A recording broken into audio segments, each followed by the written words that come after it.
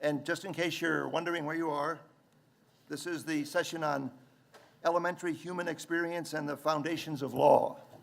And I should mention at the outset that in some very important sense, this session is a continuation of discussions that were held 2 years ago in Italy in the form of seminars that have already issued in a book, for those of you who are multilingual, in Italian, for those of you who are not, soon to be issued in an ebook in the US.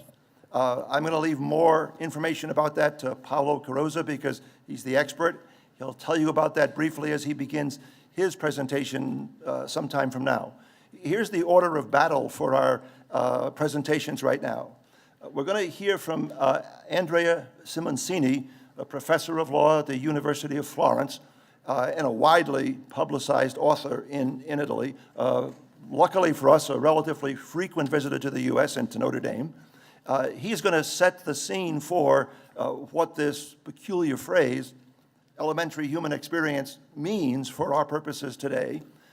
When he's finished with that, Lisa Schiltz will apply the concepts that Professor Simoncini has articulated to a particular setting, and after that, Paolo Carozza will do something similar, but in a completely different setting. So now that I've made everything hopelessly obscure, we're going to get clarity initially from Professor Simoncini. Thank you. And first of all, I'd like to thank again Professor Sneed for having invited me here in Notre Dame that, as John was saying, somehow I consider it sort of my second university after Florence because I had the privilege to be invited so many times, so also was the occasion to say hello to a lot of friends. So, first point, one of the greatest American Protestant theologian, Reinhold Niebuhr, summarized the deadly obstacle to true knowledge in a wonderful expression. He said, "Nothing is so incredible as the answer to an unasked question," as if to say, it's really impossible to discover what you think you have already discovered. In other words, what makes the adventure of knowledge totally meaningless, what shuts our mind against any kind of reasonable openness to external reality is prejudice, the certainty that we have already reached sufficient knowledge of something, that any further effort or change is practically impossible. On the contrary, as Niebuhr stated, only a really open question can energize our reason to engage that endless work that is our knowledge, our journey always approximated toward the truth, or at least toward a more comprehensive account of what we are seeing. Very often at the basis of what we call legal science, that is the observation and analysis of legal regulation and institutions, is not our own experience, but a certain preconceived idea of what we suppose it should be. I would like to give you 2 examples of those prejudices that are the most typical of contemporary European legal tradition, legal culture, but that today are even more becoming global legal issues. The first one, it could appear to be a paradox, but in the present-day Europe, the debate on natural law is a sort of taboo. It is a prohibited argument and a paradox insofar as natural law thought natural law thought was produced mainly by European thinkers. Also, this evening we heard from Aristotle to Aquinas, Cicero, Grotius, Hobbes, Hegel, and so on. Even Cardinal Joseph Ratzinger, in a famous dialogue with Jürgen Habermas, declared that, unfortunately, the natural law instrument has become blunt. As an aside, it's interesting also to notice that present Pope Benedict XVI is definitely more optimistic on the role of natural law than Cardinal Ratzinger.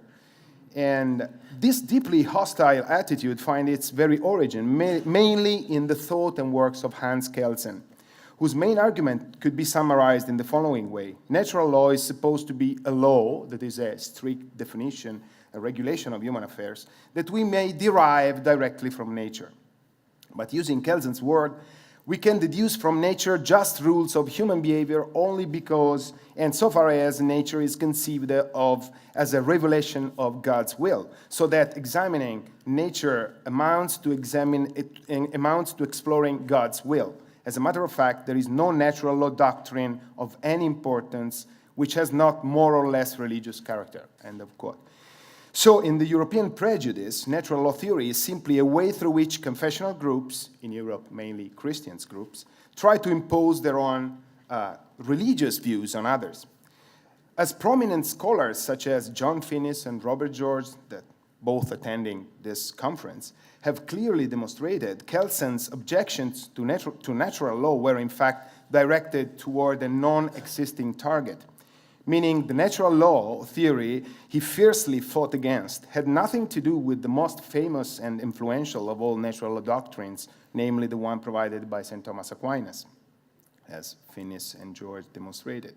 So the arrows launched and the bullets fired by European legal culture during the last decades had aimed themselves only against a parody of natural law tradition. In any case, this is one of the main reasons why Cardinal Ratzinger rightly said natural law instrument has become blunt. Because today, at least in Europe, natural law is perceived, and this is the prejudice, as a certain legal theory or certain legal ideology, juxtaposed against other ideologies. The second great prejudice I would like to highlight is what I named the statist prejudice. If you ask a law school student in Italy, but the phenomenon is growing, according to me, for my little experience of teaching here, also in the United States, what is the law? What is a legal system? A vast majority of them will answer that law is the social regulation made by whoever has public power, authority. Law implies the state, as you can see, was the sharp and clear-cut opening sentence of a 1920s law textbook in Italy. As you can imagine, this sentence was not surprising at all, given the fascist Italy of 1920s. On the contrary, it's much more shocking to feel that nothing has substantially changed in public opinion since then, even after tragedies such as the European totalitarian regimes before the World War II, in which, as Hannah Arendt pointed out, through the state, through formal laws and offices, through legal procedures and majority decisions, it was established that some human beings were not anymore men and so could be eliminated. But why do I consider this statist prejudice, despite being so diffused, to be unfounded, a prejudgment and not a fair judgment? There be obviously many reasons of this, but I think that the most persuasive is that this assumption is completely anachronistic, that is contrary to historical evidences.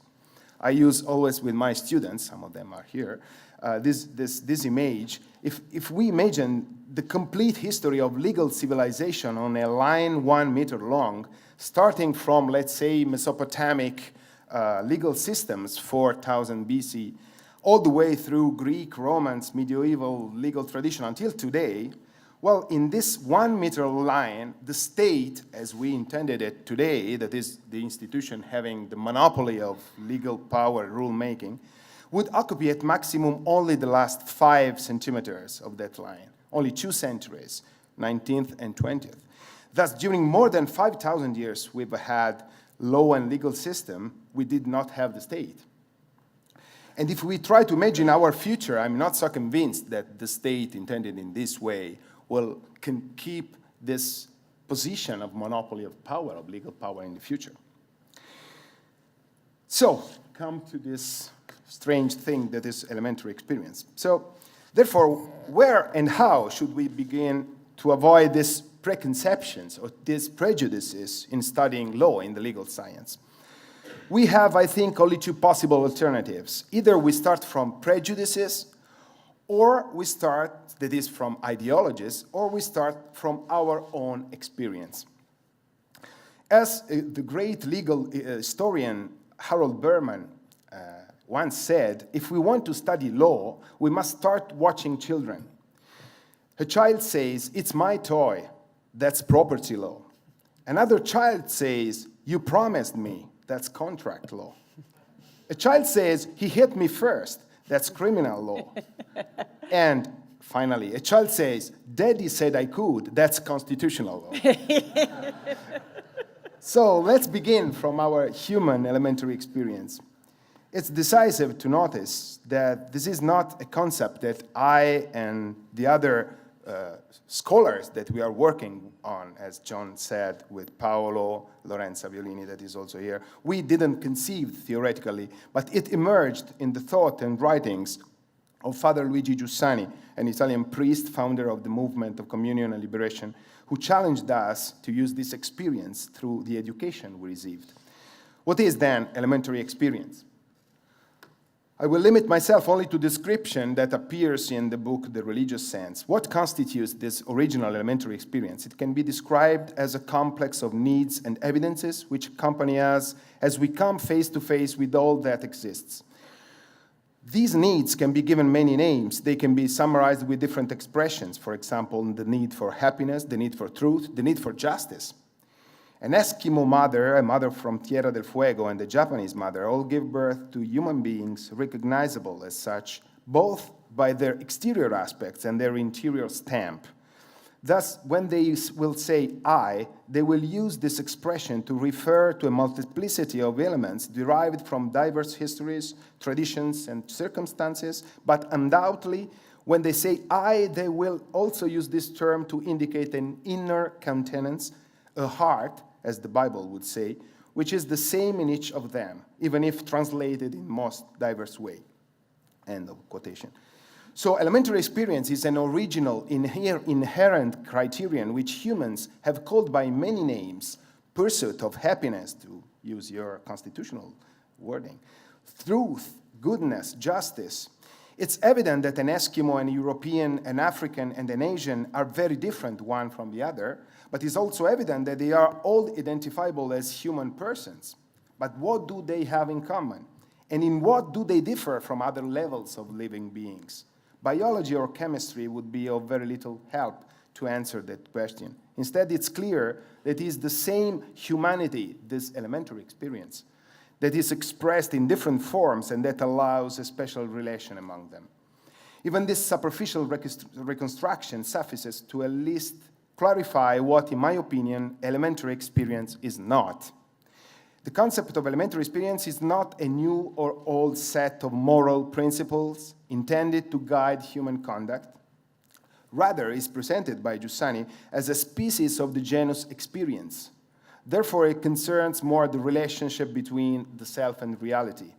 For this reason, the concept of elementary experience must equally not be confused with a new theory of law, especially a new or revised theory of natural law. Elementary experience, as a matter of fact, doesn't aim to fix a certain number of ultimate goods that are worthy to pursue by all human beings.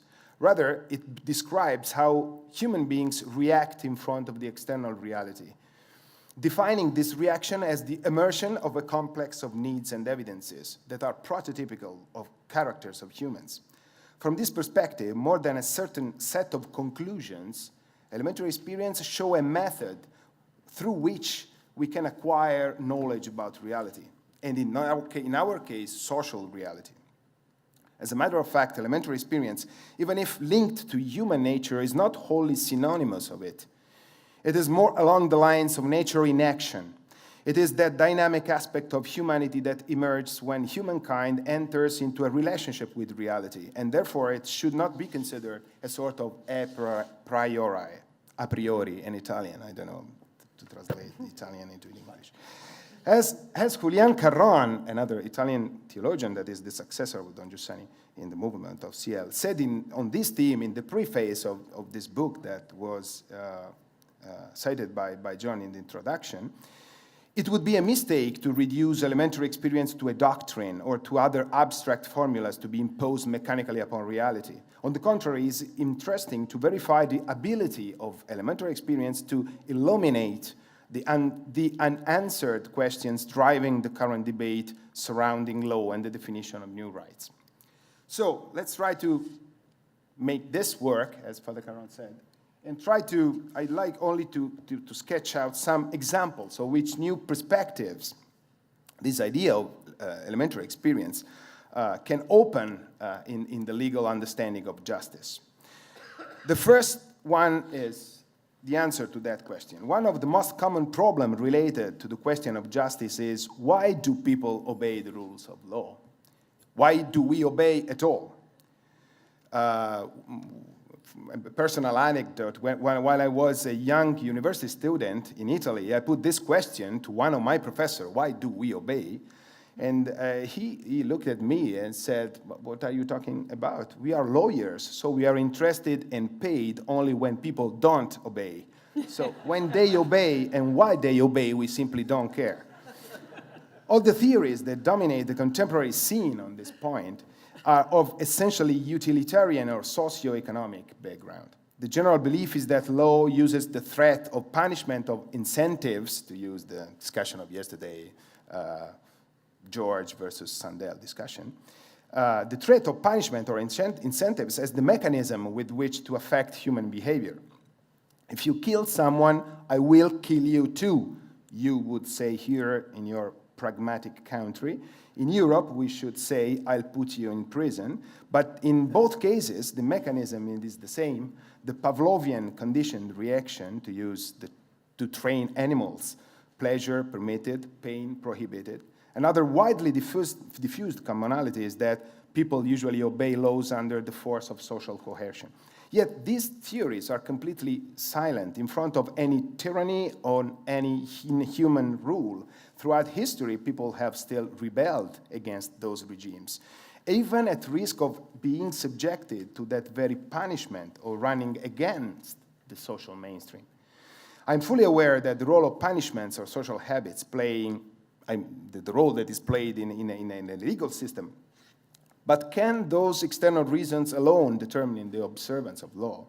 The reality is that the reason people obey the law cannot itself be legal. The proposition, you must obey the law, the Grundnorm, is not a legal norm, as stated by the famous anti-natural law theorist Hans Kelsen. Despite the attempts of contemporary legal theory, law cannot reasonably be self-founding. People obey the law, this is my theory, at the base and in its entirety because they believe it corresponds to a need for justice. That is to say, there are adequate reasons to organize people in a cooperative and non-hostile way. This does not mean that we cannot think deeply and seriously that single given rule or regulation is unjust. The existence of legal system in its entirety is thought to be an indispensable condition for one's own good. It is viewed as a necessity proportionate to the dignity and the utility of human beings. However, we can jump this. From this perspective, we can better understand what I consider the astonishing answer that Pope Benedict XVI gave in his speech to the Bundestag in Berlin. How do we recognize what is right, he said. In history, systems of law have almost always been based on religion. Unlike other great religions, Christianity has never proposed a revealed law to the state and to society. That is to say, a juridical order derived from revelation. Instead, it has pointed to nature and reason as the true sources of law. The problem then, as the Pope said, is not how to transfer religious or moral teachings into law, but how do we use our reason in a correct and not reduced way? Which idea of nature and reason do we have today? How can we, by using reason and observing nature, social nature and material nature, let's say, to identify some fundamental principles? Well, the elementary experience coincides precisely with this open and not reduced use of the reason in front of nature, recalled by Pope Benedict, as we said at the beginning. The second example I would like to give you is what happens when people from different culture, religions, and ethnos come into contact. Today, globalization of economy and of the worldwide migrations connected to the collapse of autocratic regimes, perhaps in North Africa, makes this question highly controversial. First of all, we must distinguish between multiculturalism as a fact, to echo Rawls, and multiculturalism as a philosophical political orientation. While the fact of multicultural context, that is, people of different culture and religion sharing the same territory, has existed forever, Multiculturalism, or better perhaps, multicultural relativism, is only one of these different cultures. This multiculturalism is based on an anthropological premise that asserts the absolute otherness and incomparability of cultures.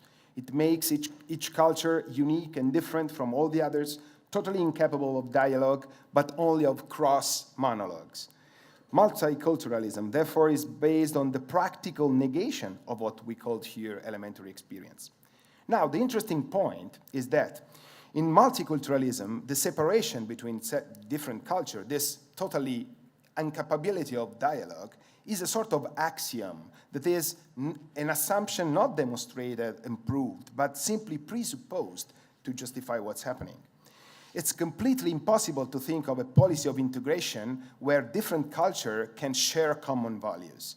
Multicultural policies end up becoming mere policies of subdivision, policies which parcel out spaces in which each group lives, shutting up in their own diversity. What could we say in front of this absolute lack of cultural and legal dialogue, starting from this idea of elementary experience? Well, the most impressive demonstration of the falseness of this assumption is that in history, these encounters have in fact occurred. In fact, our entire civil and political history is the history of these encounters. Without categorizing the encounter, there is no real possibility of a sound use of reason, as the Pope said, and therefore of knowledge.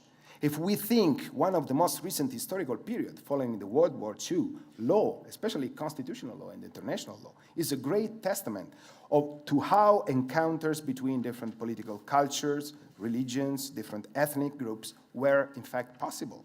Only think to the approval of the Universal Declaration of Human Rights in 1948, and the wonderful book of Marianne Glendon, A World Made New, is an amazing documentation that, against all odds, the encounter among differences was impossible because it happened. And we could cite other emblematic examples during the same years as the Constitution of Italy or Germany or Spain. If we see reality without prejudices and start from our human experience, we could discover the value of pluralism that is different from multiculturalism as we define here. The cultural assumption of pluralism is that common ground exists, and this is prior to law. And on the contrary, the position of the multiculturalism denies this possibility, asserting that the common good can be produced only through law and through legal procedure and through public institutions. In this relativistic multicultural approach, there is no unity prior to law. On the contrary, all the pluralistic post-World War II constitutions, just as also prior the post-World War II, your constitution, were born precisely to assert the opposite. In fact, there is something prior to law, something which the law has to respect. I wish to conclude I'm trying to stay in, because they kindly offered to me a little more space for my presentation. I wish to conclude by drawing your attention to a last point. Today, the legal panorama is ever more densely populated by absolute rights. That is, legal claims of non-interference, that no one may interfere with my choices. This kind of rights were born mainly to defend the dignity of the individual against the power, be it the state or private powers. But today, we face a radical transformation of these rights. Law is used to obtain artificially what nature does not allow, a person's ability to completely cut themselves off from others. There is a wonderful passage in Chesterton that is really enlightening. Quote, "The ultimate authority is will, not reason. The supreme point is not why a man demands a thing, but the fact that he does demand it. They say that choice is itself the divine thing. A man does not act for his happiness, but from his will. He does not say, jam will make me happy, but simply, I want jam." In such a landscape, populated by insatiable rights and absolute differences, all relationships turn out to be conflicts. And the most pressing social needs becomes that of regulation and security. Everyone is desperately looking for an entity to manage that social conflict, to give up their persons, to echo Hobbes. And as Julian Carron recently said, this is the paradox of modernity. The more it encourages individualism, the more it is forced to multiply the rules to restrain the wolf lurking in each of us. The evident failure of this approach is before the eyes of all today. There will never be enough rules to tame wolves. But also in this dark Blade Runner atmosphere, more and more populated by human beings and by replicants, there is still a firm point of departure, that beating heart that makes us human, that, quote Carron, elementary experience which each of us can loyally trace in ourselves, that allows us to perceive the other as a good, so much so that solidarity goes into action to the point to generating a people. This is my very last conclusion. Justice is not a scheme or an abstract model applied to reality. It is an ever-approximate attempt to facilitate social conditions compatible with and favorable to human dignity and growth. It presupposes a sound and not reduced interaction between man and reality, as the Pope said, social and natural. That is a not reduced use of reason. In one word, what we try to call here needs an elementary experience in action. And to give you a conclusive image of what I'm saying, I'd like to draw your attention on one of the most spectacular aspects of this conference, that is the image Carter decided to choose for the conference. Because this image is only a portion of a bigger picture that is a part of the fresco of Buon Governo in Siena that is close to my hometown, that is Florence. If we look attentively to the fresco, we realize that justice, sorry. No, sorry. Well, the laser pointer on top. Okay. Is it? She is the justice, okay? So justice is under wisdom. And it's not justice that holds the balance, but the balance is held by wisdom. And from the two plates of justice start two chords that goes into the hand of cum chords, concordia, that is peace. And from the concordia goes all the way through the common, comune, that is the common good. And the interesting point is that all the people, the citizens, they are not bound by this rope. They are holding themselves to the rope. So, therefore, the fundamental test, the most reliable indicator for the justice of a legal system is, in the fact, its allowance of the existence of a vital and lively society, of a free and generative people. Thank you.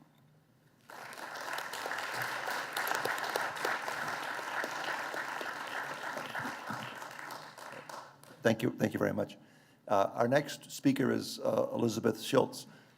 She is, and I have to read because it involves so much, she is a professor and the Thomas J. Abood Research Scholar and co-director of the Terence J. Murphy Institute for Catholic Thought, Law, and Public Policy at the University of St. Thomas in Minneapolis, Minnesota. The floor is yours.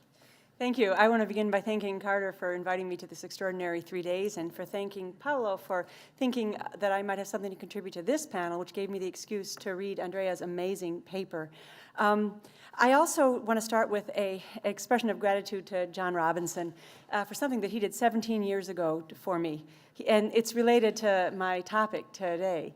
17 years ago, my husband and I were brand new faculty members here at the University of Notre Dame Law School, and I just in August gave birth at Memorial Hospital down the street to my son Peter, who had Down syndrome.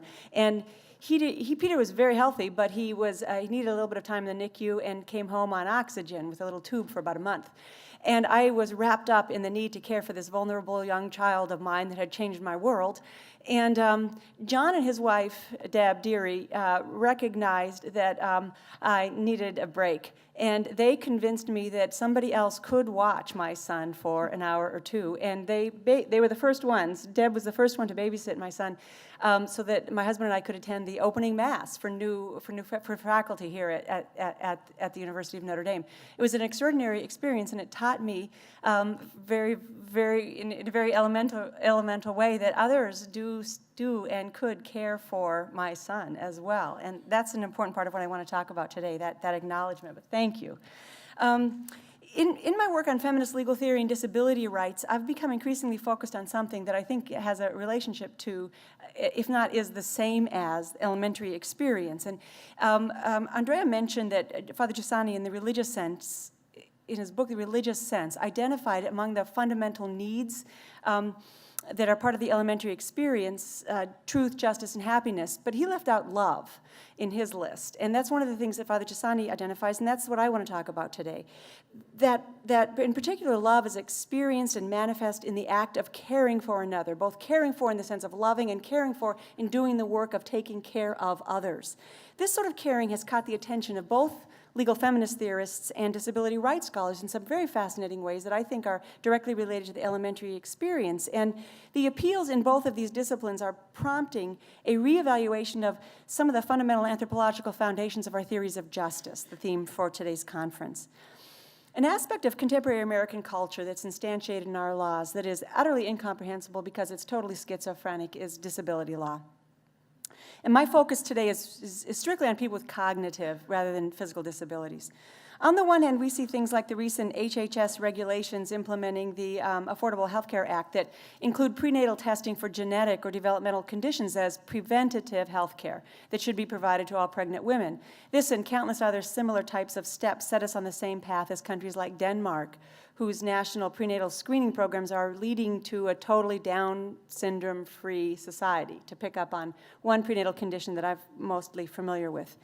At the same time that we're headed down that path, though, we continue to pass laws that express a very strong commitment to bettering and protecting the lives of our fellow citizens with disabilities. We pass things like the ADA, which prohibit discrimination against people with disabilities, IDEA, which guarantees that our fellow citizens with disabilities will be educated in our public schools, and as recently as 2008, with broad bipartisan support, Congress passed the Genetic Information Non-Discrimination Act, which prohibits any kind of discrimination by employers or health insurance on the basis of any kind of genetic information. That's a puzzling contradiction. We see a related contradiction in feminist legal theory. On the one hand, the absolute right to an abortion is considered by most feminist legal scholars as fundamental to women's equality. On the other hand, many of these same feminists struggle to explain why sex-selective abortion or disability-selective abortion is somehow morally problematic, even if it should be legal. The theologian Stanley Hauerwas offers what I think is the most cogent diagnosis and description of this contradiction. He spent much of his life working with and writing about people with disabilities, a lot of it right here at Notre Dame. After decades of work with these people, in 1999, he wrote that by being drawn into the world of the mentally handicapped, he came to realize that they were, quote, the crack I desperately needed to give concreteness to my critique of modernity. No group exposes the pretensions of the humanism that shapes the practices of modernity more thoroughly than the mentally handicapped. Our humanism entails we care for them once they are among us, once we are stuck with them, but the same humanism cannot help but think that, all things considered, it would be better if they did not exist. That's a brilliant description of the contradiction that shapes our laws. All things considered, it would be better if the disabled, especially the severely cognitively disabled, did not exist, and therefore we eradicate them if at all possible. But once we are stuck with them, once they are born, we ought to take care of them. Hauerwas's critique of modern humanism that stems from this insight focuses on two specific premises that he thinks are just false, namely that we humans are fundamentally characterized first by our autonomy and second by our capacity for self-definition. And these same two critiques are also being taken up by some feminists and disability rights scholars, and it is appeals to aspects of the elementary experience, I think, precisely, that is the experience of caring that's driving these critiques.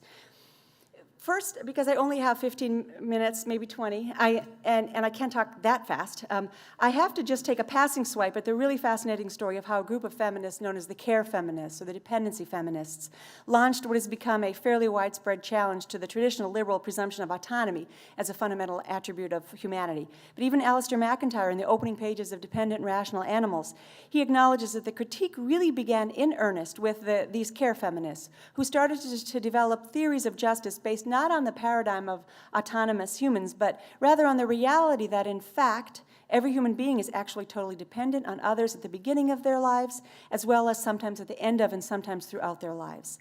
And if you're interested in the development of that theory, I can refer you to some articles where I go into it in great length. But for our purposes today, I just want to point out that what drives this ambitious and really controversial, even among feminists, agenda of replacing traditional equality-based theories of justice with dependency-based models that permit accommodation of those engaged in the work of caring for dependents, is typically some form of the observation that women do not really want to give up this work, or should not have to give up this work, or maybe just realistically will never be able to.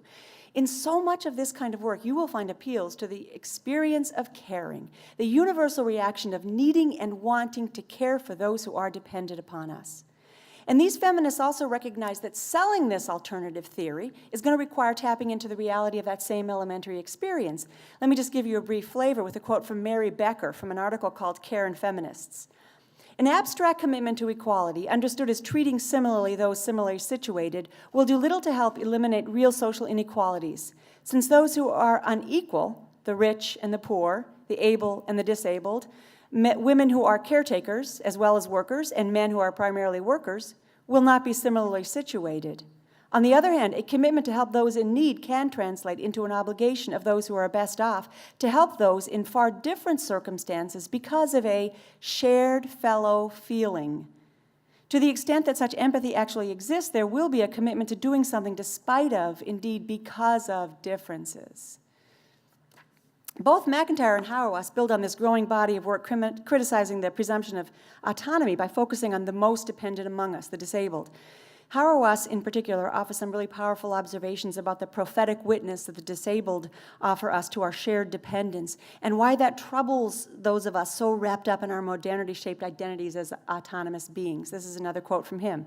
The retarded are particularly troubling for us. Even if they do not suffer by being retarded, they are certainly people in need. Even worse, they do not try to hide their needs. They are not self-sufficient, they are not self-possessed, they are in need. Even more, they do not evidence the proper shame for being so. They simply assume that they are what they are, and they need to provide no justification for being such. It is almost as if they have been given a natural grace to be free from the regret most of us feel for our neediness. Okay, that's all I have time to say about the critique of the presumption of autonomy. So let's move on to the second presumption of modern humanism that Hauerwas critiques, that our capacity for self-definition is what is fundamental to our humanity. Hauerwas argues that the disabled confront us directly with the fact that we do not create and define ourselves from a limitless blank slate of possibilities, but are rather creatures of God. He points out that parents of kids with disabilities are confronted with this most directly. It was really easy to consider my first two kids as creatures of my own making. Perfect little girl, perfect little boy, prodigies out of the womb, walk, talk. They were little mini-me's. They were what I would have created. They were what my husband and I had in mind when we said we were going to create a family. It's harder to have that same attitude about my third kid. I wouldn't change him for the world, but he was not the baby I would have chosen out of the catalog before he was born. He's not what I would have created if I had the power to put together the DNA, bones, body parts, and skin to create a baby. The disability of a child forces the parents to truly appreciate that our children are gifted to us by God. We don't get to choose our identities. We don't have the total freedom to create our own children's identities, or by extension, our own identities. Of course, all parents are eventually forced to recognize this is true of all of their kids, and that helps us understand that it's also true of all of us. Our capacity for self-definition is not absolute. We come into this world as creations of God. And related to this is the conundrum that's faced by all advocates for people with disabilities, but particularly, again, by parents of kids with disabilities. The ideology of the contemporary disability rights movement is based on a social construction model of disability. This model views the disability as more a function of the physical and social standards established by society as normal than as a function of some defect in the body of the person with a disability. It's the society that constructs buildings with stairs rather than ramps and elevators that disables the person who uses a wheelchair. It's rather than the paralysis of her legs. This model enabled the emergence of the disability rights movement in the late 60s, borrowing language and concepts from the civil rights movement and tactics, and it led to the enactment of wonderful laws like the ADA. But as the Dutch theologian Hans Reinders points out, the social construction model of disability is based on a concept of human nature in which self-representation and the freedom of self to shape its own identity is paramount. It can put advocates for the intellectually disabled who naturally want to follow the best practices of the movement in a quandary. Parents are confronted both with this ideal of autonomy and self-determination and the reality of a totally dependent child. This quandary is the subject of a really powerful exchange between Hauerwas and Michael Berube in a collection in 2004 by John Swinton. Berube is a really eloquent and insightful professor of English at Penn State. He's a secular modern humanist who in 1996 wrote a wonderful book called Life as We Know It about his experiences fathering a young man with a baby with Down syndrome, Jamie.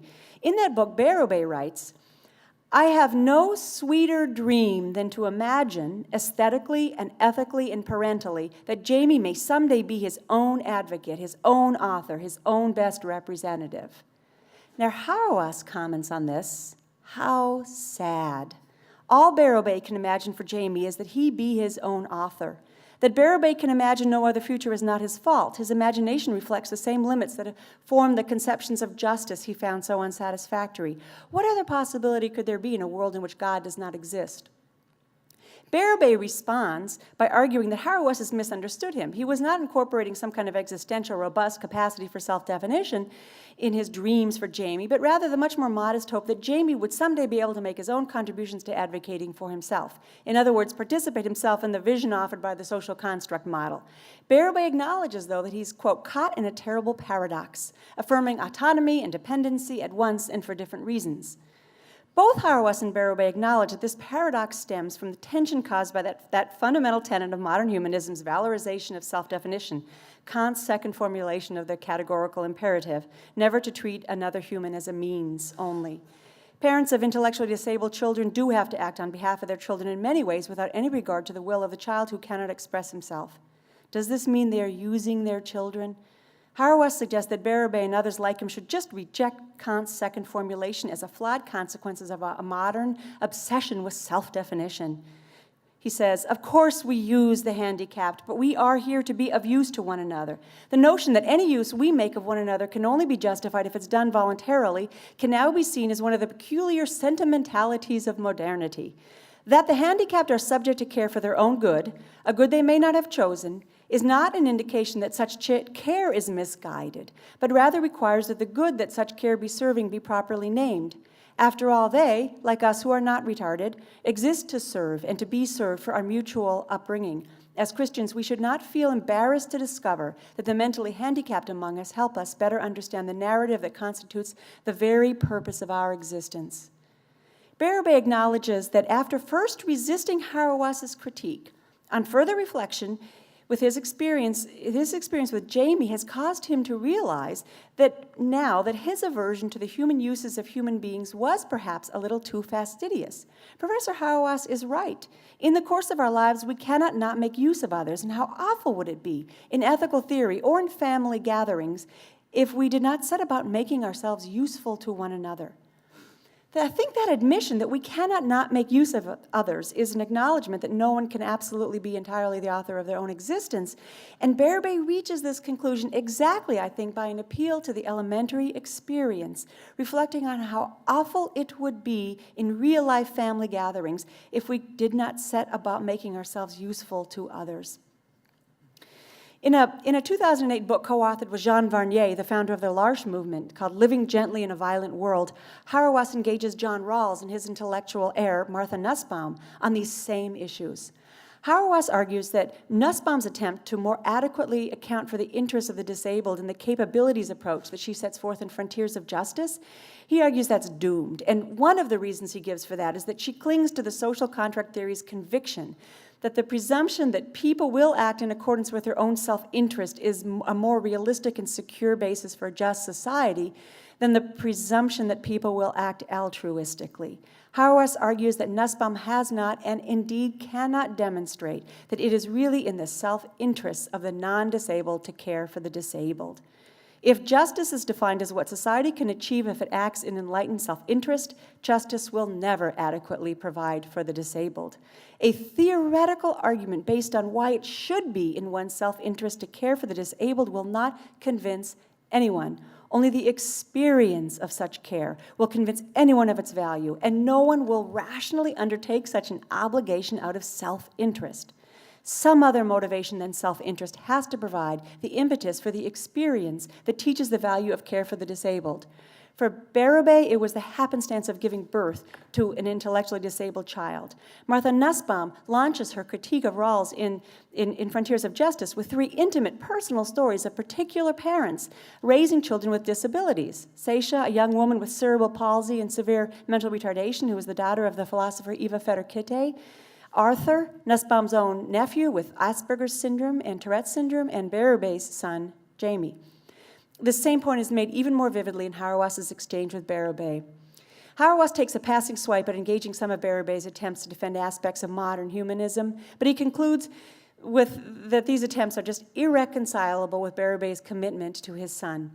The only thing that justifies the commitment is the fact that Bérubé, by virtue of his fatherhood, had the experience of caring for Jamie.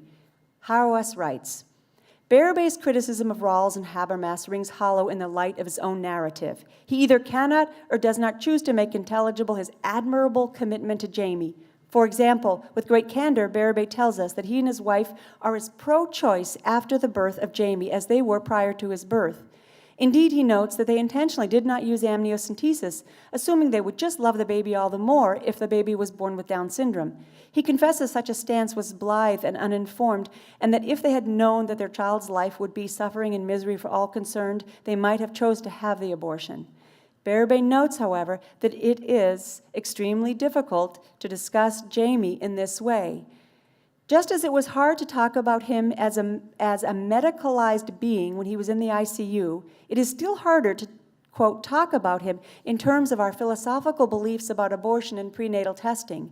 That's partly because these issues are so famously divisive and emotionally charged, but it's also because we can no longer frame any such questions about our child now that he's here. Hauerwas says, now that he is here is the nub of the matter. Bérubé does not pretend to be able to do more than represent Jamie now that he is here. And indeed, Bérubé concedes this point in his response to Hauerwas. Though as a secular humanist he cannot accept the theological aspects of Hauerwas's critique of modern humanism, he finds the critique convincing. Without the theological aspects, though, he can't explain why it's convincing. He just knows from his experience with Jamie that it's correct. He writes, as non-Christians, we therefore find a place in Hauerwas's model, a place where we too can be of use, precisely to the extent that we do not feel compelled to try to justify the existence of the mentally handicapped. I will try to eschew justification altogether, quoting something Jamie said to me last month as he fell asleep on my arm while we were riding a train to New York.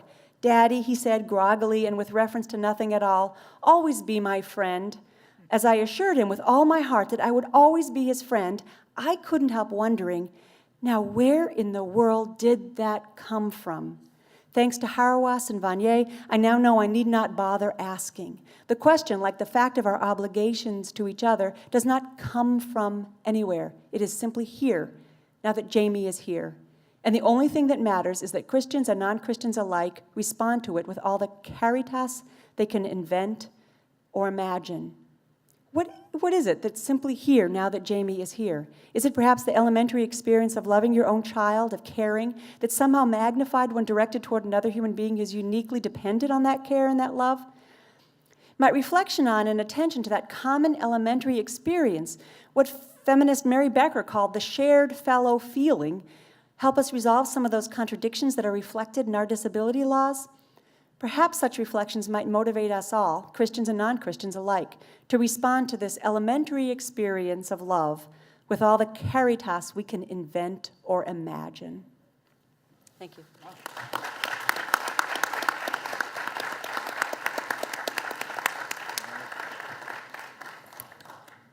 Thank you. Thank you very much, Lisa. First of all, just to get the record straight, it's my wife who's the saint. I was the messenger. She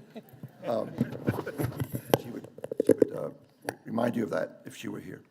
But that would make her not be a saint, so I'm not going to pursue that line. So getting serious again, our third speaker is Paolo Carozza. Paolo isn't the president or provost of Notre Dame, but he runs most everything else here.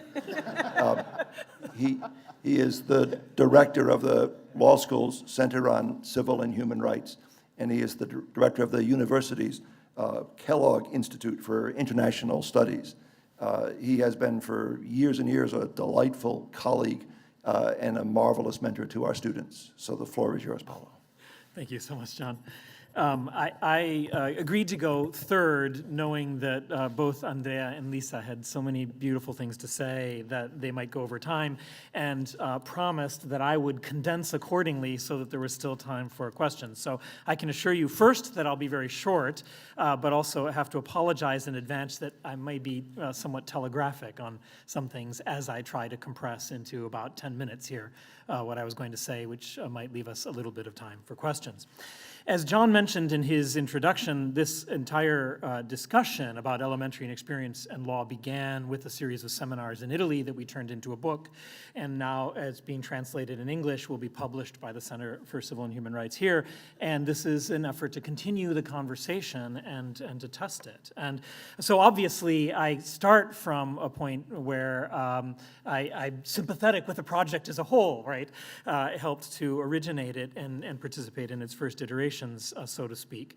I think it reflects very much insights into a sound understanding of what law is and how law works.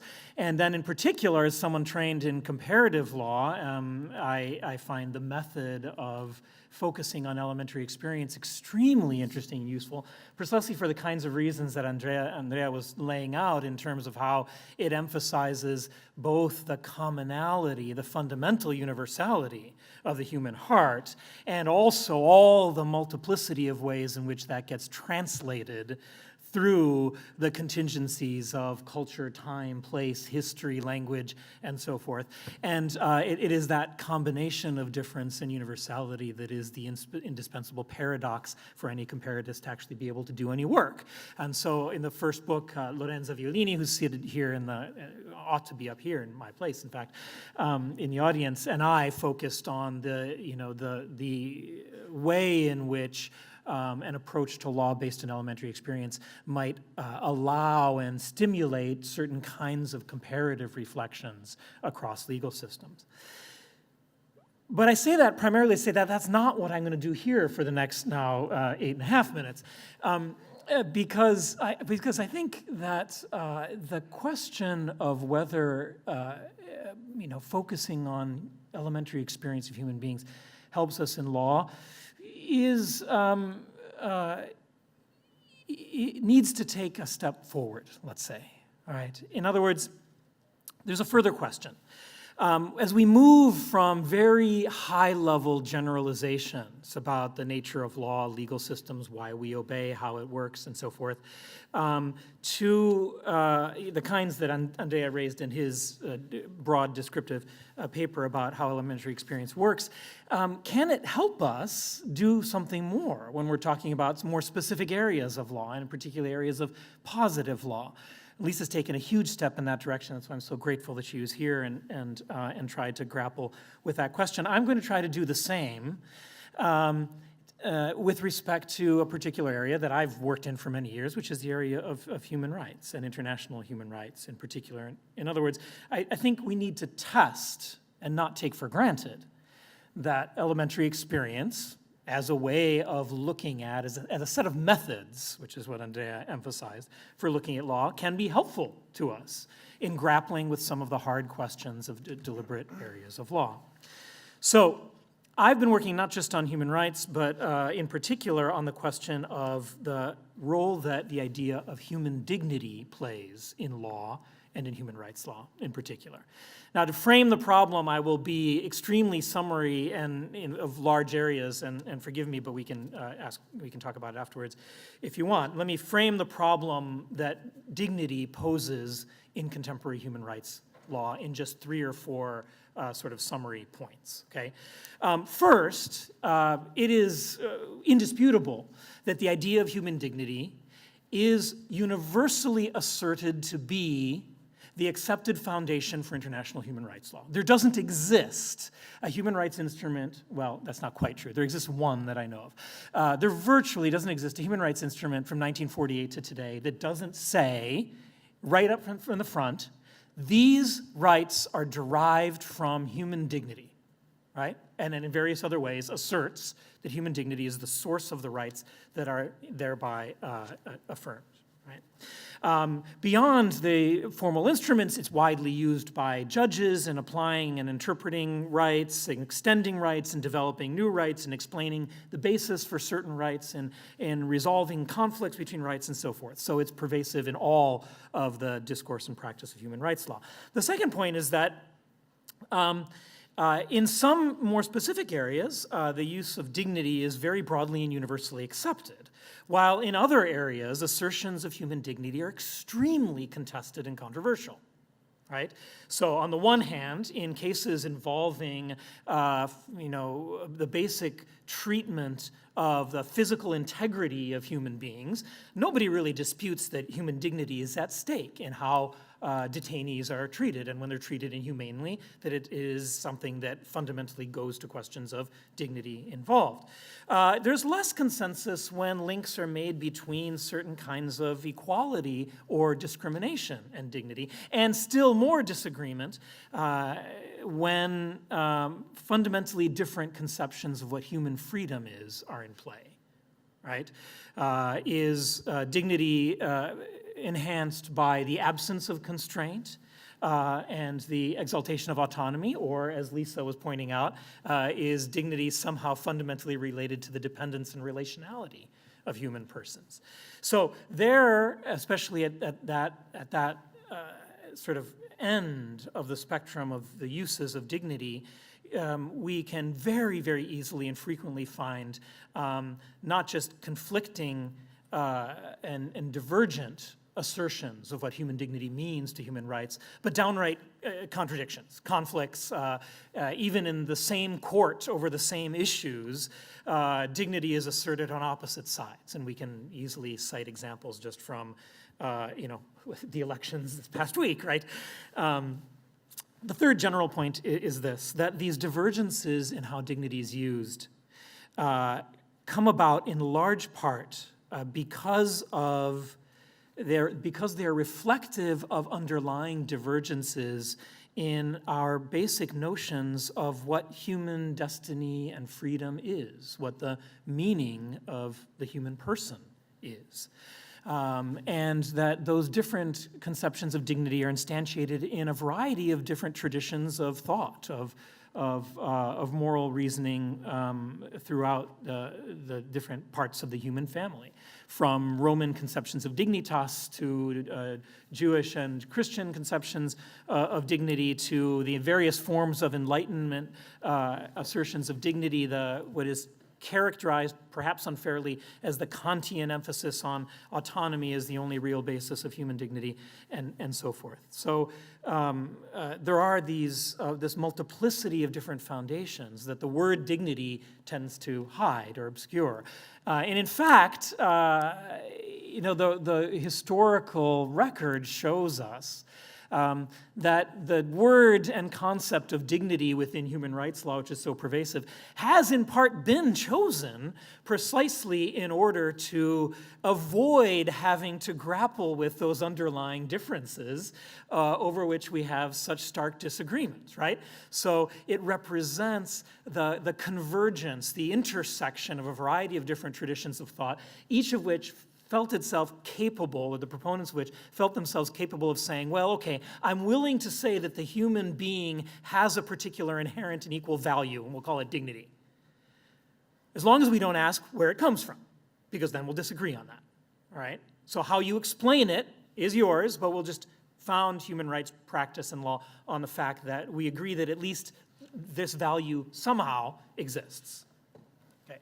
So as a result of those premises, you have, as a result of those underlying divergences that then find expression in the more controversial assertions of dignity within human rights law, you have widespread attacks on the very idea of it. In other words, a lot of commentary, philosophical commentary says, well, look, at the end of the day, it's vacuous, it's so manipulable that it's in fact dangerous to try to be using in any substantial way the idea of human dignity within human rights. Now, my own take on that is that sure, there's no question that there is a certain danger, a certain risk, a certain possibility of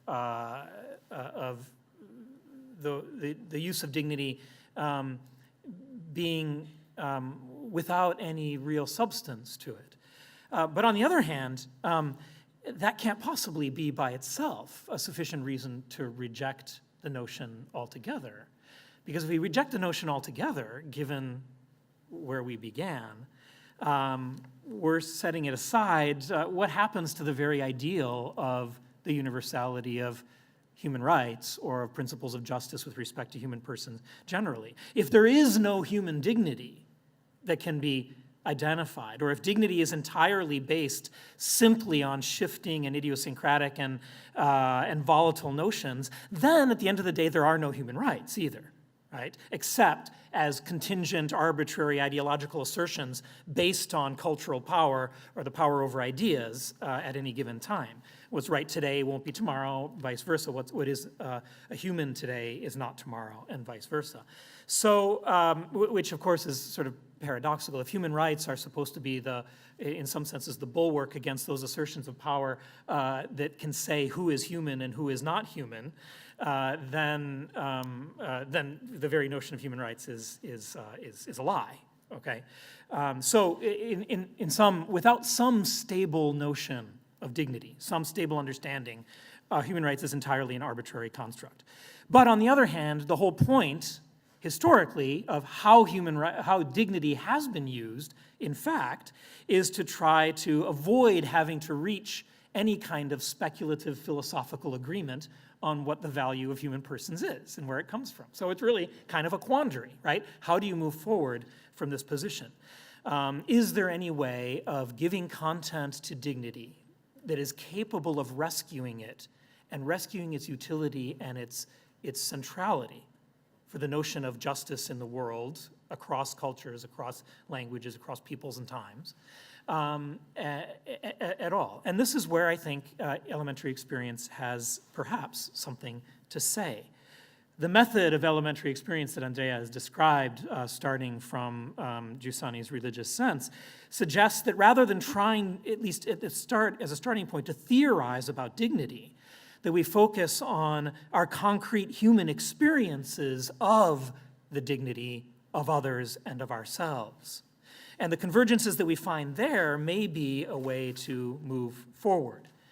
We're looking for experiences that open up the possibility of reasoning about what it means to be human, to have value as a human being, or the most to the point, to have a common, irreducible, and universal value as human persons. To put this point another way, despite the fact that we talk about the universality of human rights, it's not really, and never has been, the rights that are universal. It's the human that's universal, if at all, right?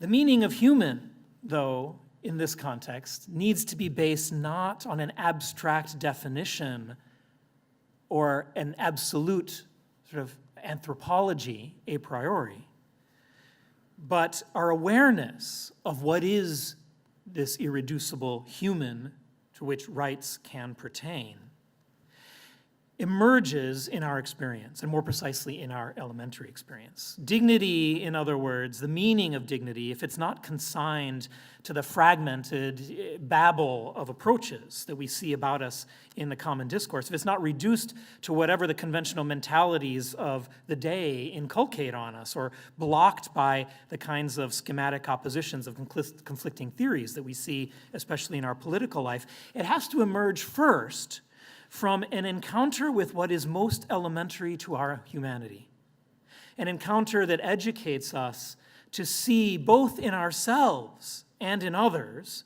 what is the worth, the value, the basis of our dignity, of our humanity. What would this look like?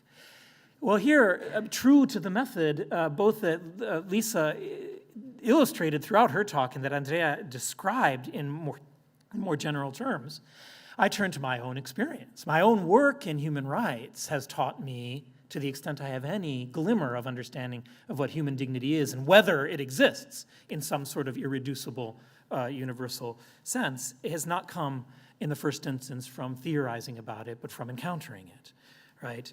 From the recognition of the humanity of the other, most frequently in my experience of the violation of the humanity of others, right? Of those who are kept in holding cells in their excrements for days at a time without knowing why they're there.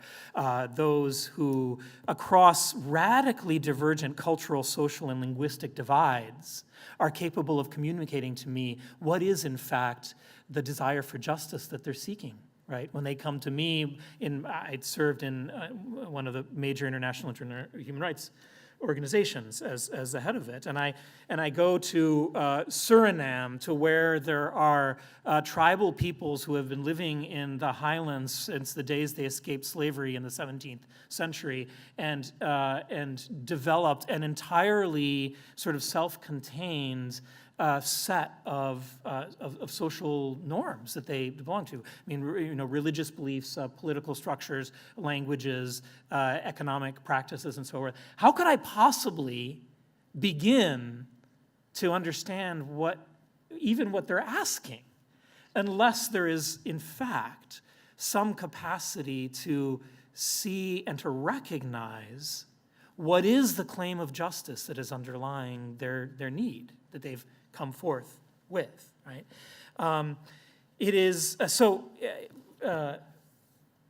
yeah, so much for my 10 minutes, huh? It's hard, it's really hard, there's so much to say. I'll try to wrap it up pretty quickly. So much of the work of human rights has shown in all sorts of different contexts that one of the most common elements at the root of serious, widespread violations of human rights is the dehumanization of the victims, is the denial of the humanity of those who are at the receiving end of these violations. It was true at the origins of discussion about human rights in the 16th century, in the debates over the humanity of the indigenous peoples of the New World, in the debates over slavery and the slave trade. It's true with respect to the 20th century genocides that all involved dehumanization in a systematic way. It's true today with respect to the humanity of the most weak and vulnerable members of the human family at the beginning and end of life. It's a denial that, in fact, they are human, that their heart has the same kind of constitutive needs that mine has. So based on all these sorts of cases, it does seem to me to be the case that the method of starting from elementary experience does have something significant to offer to trying to give some kind of content and stability and coherence to the idea of human dignity. In all of these cases, dignity, as the fruit of the method of human experience, of elementary experience, is first of all something that is discovered, not something deduced from a theory. It's something concretely encountered in another and recognized in oneself. And it emerges especially in relationships of solidarity, as Lisa so beautifully illustrated, of compassion in the etymological sense of the word, especially of gratuitousness. It inheres always in an embodied I, not in a disembodied discourse. But it's not in any way a relativistic thing. It's a fact that is given, not made. That's a long way from law, and we can talk in other times. What we're trying to do is to see now what are the implications within law of that. But it is, at least in the first instance, it seems to me relevant to the way that law ought to be structured to reflect and protect human dignity, and gives us a possible way to evaluate how law is and whether it is effective in securing human dignity at all. Thank you.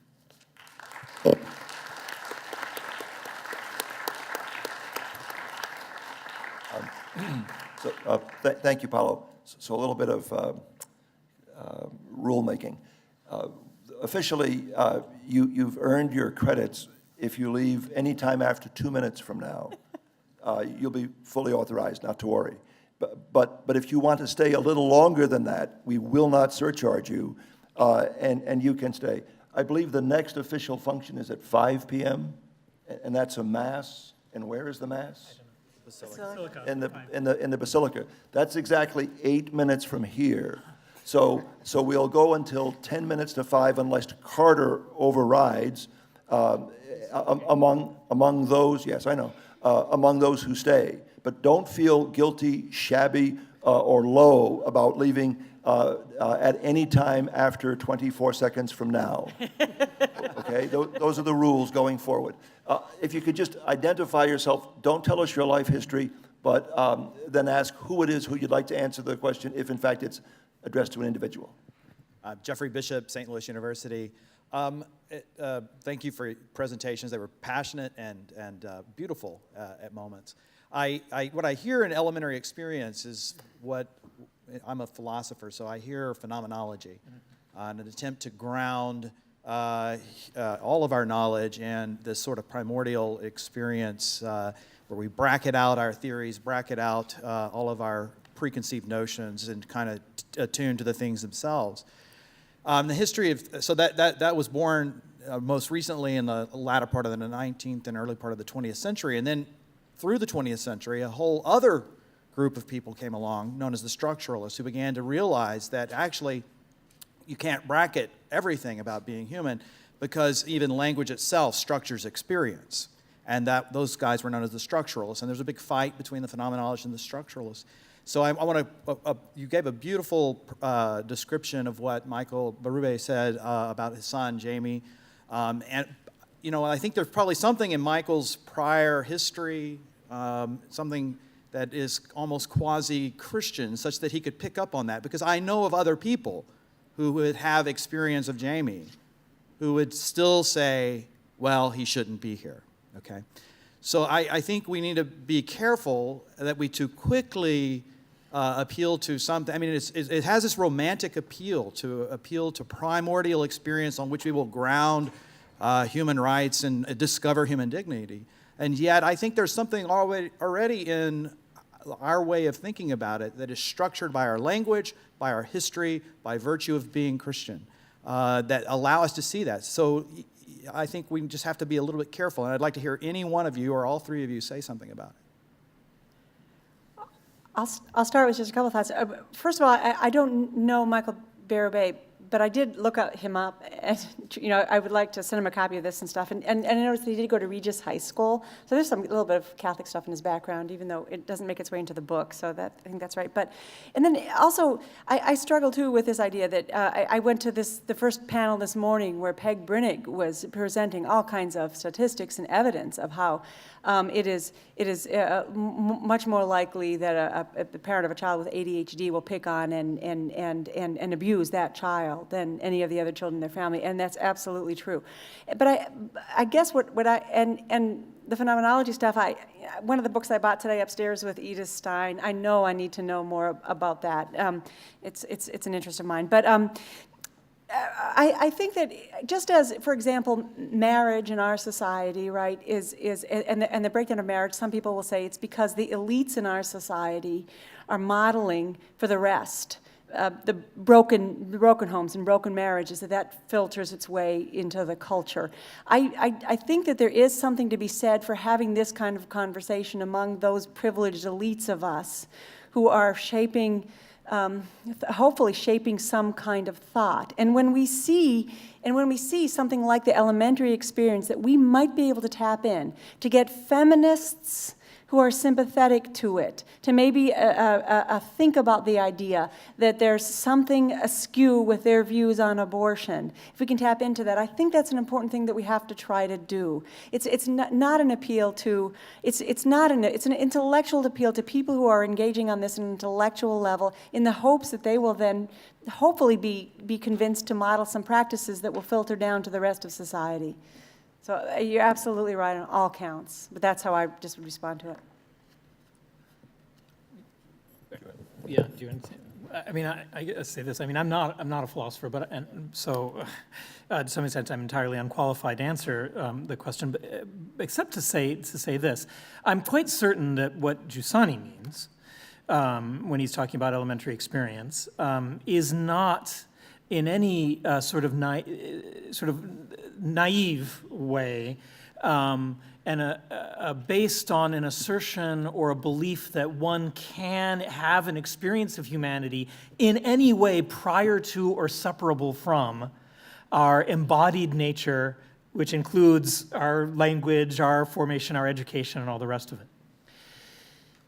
First thing.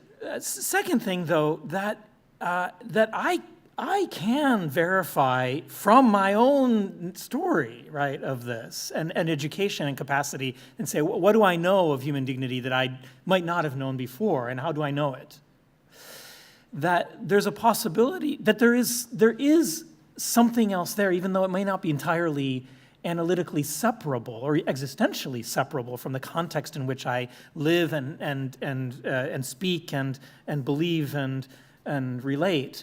But I recognize that there is something there, especially that drives those things, right? That puts those things in motion. That makes it possible to put those things in question also. And I recognize that in particular, this is why so much of, I think, the three examples, without coordinating them with one another, have focused on the reflection on our own humanity that arises out of an encounter with another, right? Sometimes with a radically different other. And the capacity to recognize what is so deeply in common, notwithstanding that, is, however indirectly for me, a confirmation that even though it's always approximated, that there is something that is not reducible merely to the structures of my language and the beliefs that have been inculcated upon me. Okay. Tris, could you identify yourself? And I'm Tris from Englehart from Rice University. I agree. I'm very puzzled about language, about human rights. Well, I'm very puzzled about language, about human rights and human dignity. Yeah. I teach Immanuel Kant, and I'm not even sure if I know what he means by it. We have elementary experiences, but we interpret them, and we have so many different ways to interpret them. And obviously, we can have very good systems of law and never mention human rights or human dignity. Anglo-American law, the American Constitution, are totally innocent of that language. Or if you look at the history of, before us, God gives 613 laws to the Jews and 7 to the sons of Noah, and no mention is made of human dignity.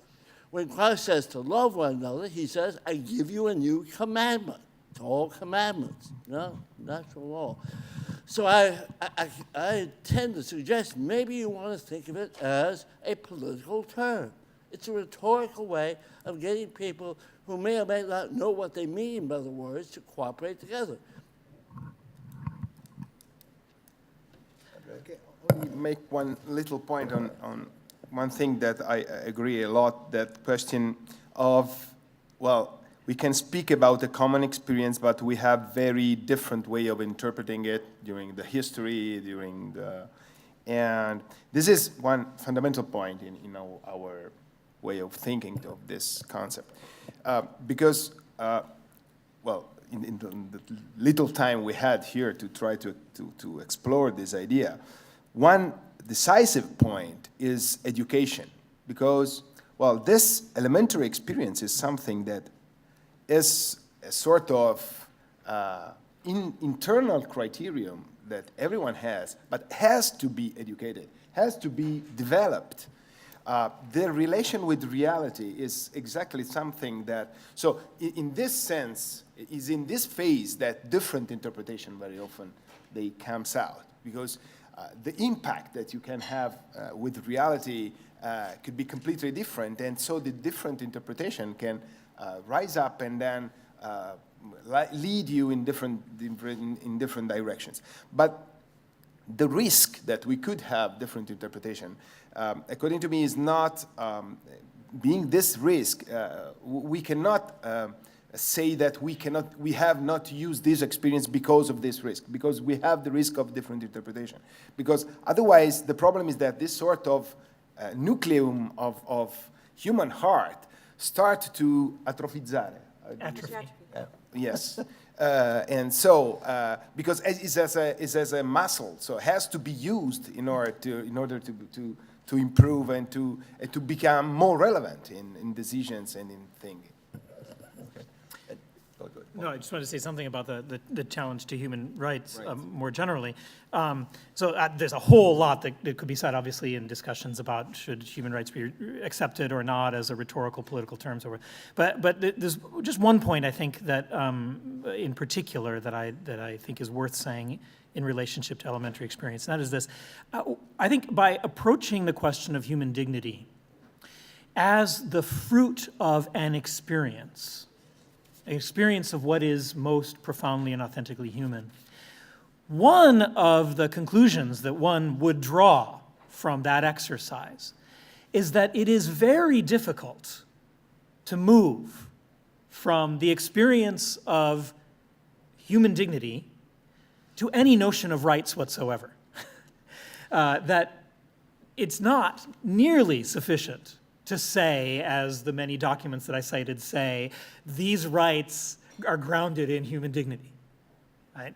That there's a long way to go in going from what it means to become aware of and to accept and to be committed to the inherent and irreducible value of the other person in front of me, and to go from that to the conceptual apparatus and language of rights there are many, many steps in between and many contingencies, and it's this, if anything, reveals even more clearly, I think, what you're suggesting, that there's no easy or necessary move to rights from dignity. Okay. Could you raise the mic up a bit? I can. And then would you? Ooh, nice catch. And then just tell us who you are and try to Ryan speak into the Nash mic from UAB. to catch your voice. So my comments are really reiterating what Jeff and Tris already said. In some ways, and it's again to the panel probably. In the first talk, you gave examples of elementary experience using the elementary school ground. So I'll start with an illustration that may help make the point that I think Tris was making, that I'm making as well. Think about the elementary experience of a bully. Let's say a bully. Sorry? A bully. Someone who is. Someone who's violent. Someone who's picking on, let's say, someone who has a disability, even someone with autism or Down syndrome. There will be some of the children will be attracted to someone exerting strength and power. Some will come to the defense of the one being bullied, the one being harmed. These diverse moral sentiments of the child are only corrected by the authority being the parent or teacher who says, no, this child has worth. So in this example, I want to show how, if we're going to, I appreciate trying to find a rhetorical language to try to talk across a society. I don't think human rights or dignity are a ground or a foundation for much of anything, and I don't know if elementary experience will get much further because it just collapses into an axiological leap that I see this behavior and I think this is good. I mean, on what foundation? We have the common experience and now we both say it's good. Well, that's an axiological leap that of just mere moral sentiment. Or different attributions or competing moral sentiments. So I don't know if any of these three are going to bring something. But if we're going to talk about dignity, the only way we can get at the heart of what you're dealing with, I think you're saying as you experience yourself and experience others, you know something's there. I mean, we don't think, as the first talk really seemed to, and one of the quotes seemed to suggest that all this starts with a Cartesian notion of I think, therefore I am, and I can know myself and their known dignity. I think that's foreign to the Christian thought. We know ourselves and know each other only because God is. And so if there's any concept of humanness, it's derivative because we're in God. So a derivative concept of human persons or dignity can only be understood not in the solidarity and some sort of European Union sense, but in the iousia of God or the energia, the love and energies of God. So I just don't understand. I don't know if elementary experience is possible without the authority that is God saying this is what is valuable. If I'm making sense. Again, Andrea? I stay on the first part, the example you made, because, well, first of all, this is an attempt. We try to use this, and you grasp the point, and to find also a good way of establishing a dialogue with diverse culture, philosophy, backgrounds, because some words today, dignity, natural law, seems to be blunt as some instruments, as the Cardinal Ratzinger said in that dialogue. But the question is, and you were coming back to what I trying to say to the previous question, that, for example, education is very important in how you develop this idea of But which education? Is it the education of the Nazi SS saying, no, you can yes, but compete, or is it God's education that this is what I command? no, I'm speaking about what you are saying as authority. You said that you need authority to say which is the right behavior to have in certain situation, or which is you have to make this reference to an authority to choose. No? Well, according to me, the problem is that you have also a test. You have the possibility. Not all the educations are equal, because some of them. Attention, mass will start at 5 p.m. at Basilica.